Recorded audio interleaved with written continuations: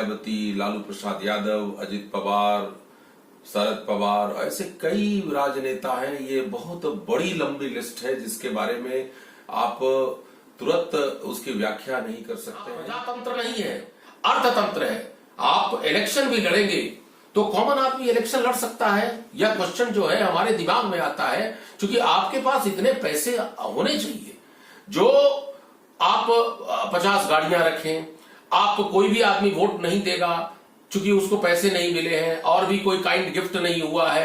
ये हमारे प्रजातंत्र में होता है। मुलायम सिंह यादव के बेटे जो अखिलेश यादव है, उन्होंने कंप्यूटर बांटना शुरू किया। जयललिता जी ने टेलीविजन बांटना शुरू किया।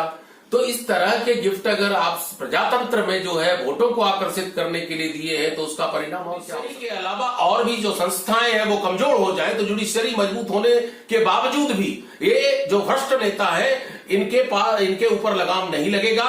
ये भ्रष्टाचार करते रहेंगे और पिछले अगर इतिहास को देखा जाए तो आपको पता चल जाएगा न केवल कानून में खामियां हैं, एग्जीक्यूटिव लेजिस्लेचर, चूंकि भ्रष्ट नेताओं के हाथ में कानून है।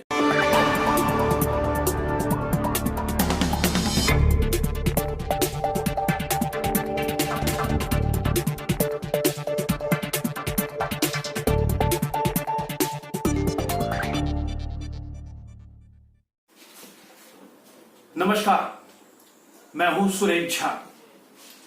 राजनीति पहले समाज सेवा का जरिया हुआ करता था। लोग खद्दर इस वजह से पहनते थे कि वो समाज की सेवा करेंगे, लेकिन समय के साथ साथ राजनीति का नजरिया भी बदल गया। अब राजनीति जो है कमाई का अड्डा बन चुका है। अब लोग राजनीति में जो खद्दर पहनते हैं वो कमाई के लिए पहनते हैं। इसलिए बस आपको बनना है ब्लॉक अध्यक्ष, पार्षद, विधायक, सांसद। अगर आप मंत्री बन गए तो समझिए कि आपकी 5 उंगलियां घी में और सिर कढ़ाई में है। ये नेता के गुण होते हैं। नेतागिरी अब होती है सिर्फ कमाई करने के लिए, जिसके जीते जागते उदाहरण है अजीत पवार, जो एनसीपी के नेता है और शरद पवार के भतीजे हैं, जिनके पास 100 करोड़ रुपए की बेनामी संपत्ति का पता लगा है। अजीत पवार ही क्यों, शरद पवार क्या किसी से कम है? मायावती की किसी से कम है? मुलायम सिंह यादव, लालू प्रसाद यादव, ये ऐसे नेता हैं जो राजनीति में आए थे जनता की सेवा करने के लिए, लेकिन आज ये लोग करोड़ों के स्वामी बने हुए हैं। चाहे विधानसभा में बात करें चाहे लोकसभा में बात करें, जो तमाम जो सांसद और विधायक है, अगर आप इनकी संपत्ति देखिए, ये जब अपना एफिडेविट दाखिल करते हैं चुनाव आयोग में तो इनकी संपत्ति कुछ नहीं होती है, लेकिन 5 साल में इनकी संपत्ति जो 5 गुना 10 गुना बढ़ जाती है। अरे भाई, आप ऐसा कौन सा काम करते हैं, ऐसा कौन सा बिजनेस करते हैं जिसमें आपकी संपत्ति 5 साल के अंदर कई गुना बढ़ जाती है? देश में कोरोना का से बुरा हाल है, लोगों में त्राही लोगों का नौकरी नहीं है, दिवाली में लोगों का दिवाला निकला हुआ है, लेकिन नेताओं की देखिए 100 करोड़ की संपत्ति अजित पवार के पास से निकली है। लेकिन सबसे बड़ी वजह है कि हमारे कानून में कई खामियां हैं। अभी भाजपा की सरकार में तो कार्रवाई हो गई, जैसे केंद्र में सत्ता बदलेगी ये तमाम नेता बेदाग होकर छूट जाएंगे। आज इसी विषय पर हमारे साथ बातचीत करने के मौजूद हैं कानून के जानकार हैं शशांक देसूरिया। इनसे बातचीत करते हैं। सर, आपका बहुत बहुत स्वागत है हमारे चैनल में। सर, अजीत पवार, मुलायम सिंह यादव, मायावती, लालू प्रसाद यादव, ऐसे तमाम नेता हैं जो राजनीति में आते तो हैं जनता की सेवा के लिए, लेकिन सेवा क्या करते हो आप देख रहे होंगे आज की तारीख में कि इनके पास अचानक रातों रात करोड़ों की संपत्ति बन जाती है। ऐसा कौन सा काम करते हैं, ऐसा कौन सा धंधा करते हैं जो ये जनता की सेवा करते करते ये खुद जो मालामाल हो जाते हैं? देखिए, आज की राजनीति की परिभाषा बदल गई है। राजनेता आज कॉमन आदमी के सर्विस के लिए राजनीति में नहीं आते हैं। अगर कोई राजनेता केवल पैसे बनाने के लिए आए तो किस तरह की राजनीति होती है? लिस्ट आपने जो खुद आपने अभी वर्णन किया कि मायावती, लालू प्रसाद यादव, अजित पवार, शरद पवार, ऐसे कई राजनेता हैं। ये बहुत बड़ी लंबी लिस्ट है जिसके बारे में आप तुरंत उसकी व्याख्या नहीं कर सकते हैं। मैं आपको बताना चाहता हूं कि जब आजादी के बाद हम लोगों ने प्रजातंत्र अपनाया। प्रजातंत्र का अर्थ होता है will of the people, the rule of majority. आज हमारे देश में प्रजातंत्र पिछले 75 साल से ज्यादा का समय से प्रजातंत्र के अनुसार मेरे देश का शासन व्यवस्था चल रहा है। और इस प्रजातंत्र में आपको जानकर आश्चर्य होगा कि पॉलिटिशियन जो हमारे देश में सिटिंग और जो फॉर्मर हैं, टोटल 4,442 केसेस पेंडिंग हैं उन राजनेताओं और नेताओं के विरुद्ध, चाहे वो छोटे हों, चाहे बड़े हों, चाहे वो मीडियम स्तर के हों। और उसमें 174 ऐसे केसेस हैं जिसमें जो ऑफेंसेस हैं उसके अनुसार उन पॉलिटिशियनों को लाइफ टर्म इम्प्रिजनमेंट दिया जा सकता है।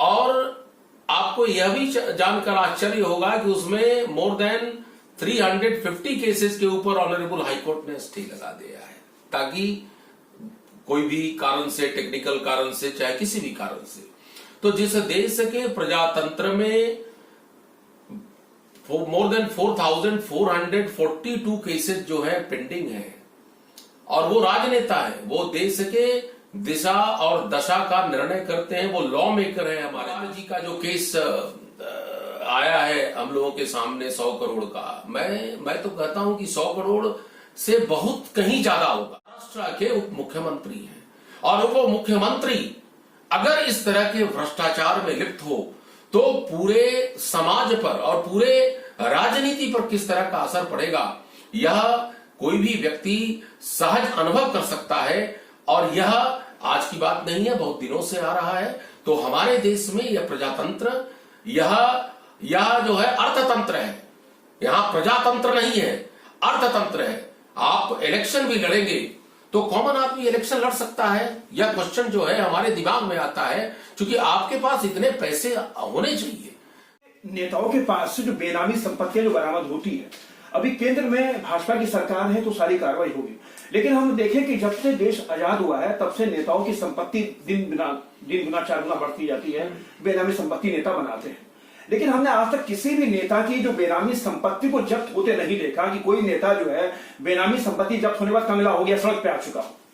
आपके बात से मैं एग्री करता हूं कि कोई भी ऐसा राजनेता नहीं है जो सड़क पर आ गया हो, इसलिए कि राजनीति में से वो बाहर हो गया। कोई भी राजनेता को देख लीजिए, किसी भी राजनेता को देख लीजिए, भारतवर्ष में सब राजनेताओं के पास इतने पर्याप्त संपत्ति है कि उनके 10 जनरेशन बिना काम किए हुए खाएंगे, और अच्छे अच्छे पदों पर अभी भी जो है वो बैठे हुए हैं। और इस कारण से आपका जो अनुभव है वो निश्चित रूप से सही है कि ये राजनेताओं के विरुद्ध जो केसेस हैं उसमें लचर व्यवस्था होती है, क्योंकि अगर बहुत सारे ऐसे नेता हैं जो भ्रष्ट हैं, लेकिन सरकार बदलते ही जो है वो पार्टी छोड़ करके दूसरे पार्टी में वो चले जाते हैं। तो ये प्रक्रिया जो है वो चलती रही है। देखिए, कोई भी पार्टी ऐसी नहीं है जिसमें क्रिमिनल राजनेता नहीं है, हर पार्टी है, उनकी मजबूरी है। जिस देश में, मैंने पहले भी बोला कि अगर मान लिया जाए कि मेरे इलेक्शन लड़ने में 50 लाख रुपए खर्च होते हैं, तो अगर इलेक्शन जीत जाऊंगा तो वो 50 लाख डायरेक्टली तो आएगा नहीं, आपको इनडायरेक्टली तो लेना पड़ेगा। तो इनडायरेक्टली ये चुनाव आयोग भी जानती है, सरकार भी जानती है, हर एक जनता जानती है कि ऐसी भ्रष्टाचार होती है, लेकिन उनकी मजबूरी है, वो कुछ कर नहीं सकते, इसलिए वो चुप होते हैं। अच्छा शशांक जी बताइए कि अगर आपने जुडिशरी की बात की, कई केस पेंडिंग पड़े हैं, जुडिशरी की खामी है या इन्वेस्टिगेशन की खामी है या सरकार के ऊपर से दबाव होता है तब कार्रवाई होती है, खामी कहां रह जाती है? अगर अजीत पवार की संपत्ति 100 करोड़ की पकड़ी गई है तो उसके खिलाफ सख्त से सख्त कार्रवाई एक टाइम पीरियड में होनी चाहिए, तो ताकि जनता के सामने अच्छा मैसेज जाए। लेकिन जो जुडिशरी खामी, अभी आपने कहा कि कोर्ट स्टे लगा देता है, तो खामी को सर कैसे दूर होगी? सबसे पहले प्रश्न का मैं उत्तर दूंगा कि ये खामी किसकी है। देखिए, प्रजातंत्र में जो पब्लिक रिप्रेजेंटेटिव है उसके पास बहुत ही शक्ति होती है, वो कानून को बनाता है पार्लियामेंट में और लेजिस्लेटिव असेंबली में। कानून तो उन्हीं के पास है, कानून तो वही बनाते हैं। तो खामियां तो कानून बनाने में ही है, क्योंकि कानून उतना मजबूत नहीं बनाया जाता है जिससे जो है, जो कल्प्रिट है और क्रिमिनल को इमीडिएटली अरेस्ट करके उसके अगेंस्ट जो है जजमेंट पास कर दिया जाए। पहली खामी तो हमारे लॉ मेकर, बिकॉज अगर लॉ बनाने वाले ही भ्रष्ट हो तो किस तरह की लॉ और किस तरह की जुडिशरी में क्या खामी है? देखिए, जुडिशरी में जो हमारा जो थर्ड पिलर है, चेक्स एंड बैलेंसेज करता है जुडिशरी। जुडिशरी का काम है कि जो लॉ मेकर कानून बनाते हैं उसकी व्याख्या करके उसके रियल स्पिरिट को इंप्लीमेंट करने के लिए एग्जीक्यूटिव और लेजिस्लेचर को आदेश देना है कि क्या लेजिस्लेचर का कंटेंशन है। लेकिन हमारे देश में दुर्भाग्य है कि जुडिशियरी तभी काम करेगा बिकॉज जुडिशियरी को केस को इंप्लीमेंट करने के लिए एग्जीक्यूटिव की जरूरत होती है। लेकिन एग्जीक्यूटिव तो वही भ्रष्ट नेता है। हो जाए तो जुडिशरी मजबूत होने के बावजूद भी ये जो भ्रष्ट नेता है इनके ऊपर लगाम नहीं लगेगा, ये भ्रष्टाचार करते रहेंगे।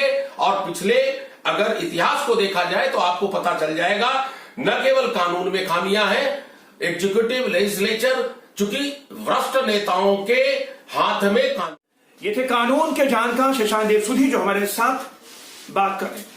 भ्रष्टाचार हमारे देश में रग रग में लोगों के फैल चुका है, जिसे दूर करना बहुत ही मुश्किल हो चुका है। अजित पवार एनसीपी के नेता हैं, शरद पवार के भतीजे हैं। शरद पवार, मायावती, लालू प्रसाद यादव, मुलायम सिंह यादव, ऐसे तमाम नेता हैं जो जनता की सेवा करने के लिए आते हैं, लेकिन ये रातों रात करोड़पति अरबपति बन जाते हैं। कानून में कई खामियां हैं, इनमें से किसी भी नेता को, अभी लालू प्रसाद यादव जेल से छूट के आए हैं, लेकिन इनकी संपत्ति दिन गुना रात गुना 4 गुना बढ़ जाती है। लालू प्रसाद यादव के बेटे पढ़े लिखे नहीं है, लेकिन देखिए महंगी महंगी गाड़ियों में घूमते हैं। ये हमारे देश का दुर्भाग्य है। यहां की जनता भी कहीं ना कहीं इसकी जिम्मेदार है। अगर जनता ऐसे नेताओं, भ्रष्टाचार नेताओं को, भ्रष्टाचारियों को अगर वोट देना बंद कर दे तो शायद हमारे देश में भ्रष्टाचार एक जड़ से खत्म हो जाए। लेकिन जनता कहती कुछ है, समझती कुछ है, लेकिन कहीं ना कहीं पॉलिटिकल पार्टियों को भी अपने गिरबान में झांकना हुआ। जब तक पॉलिटिकल पार्टी आई, तब भ्रष्टाचार नेताओं को टिकट देना बंद नहीं करे, तब तक हमारे देश के अंदर भ्रष्टाचार मुक्त भारत नहीं बन पाएगा। कैंपस राजेश के साथ सुरेश झा, न्यूज़।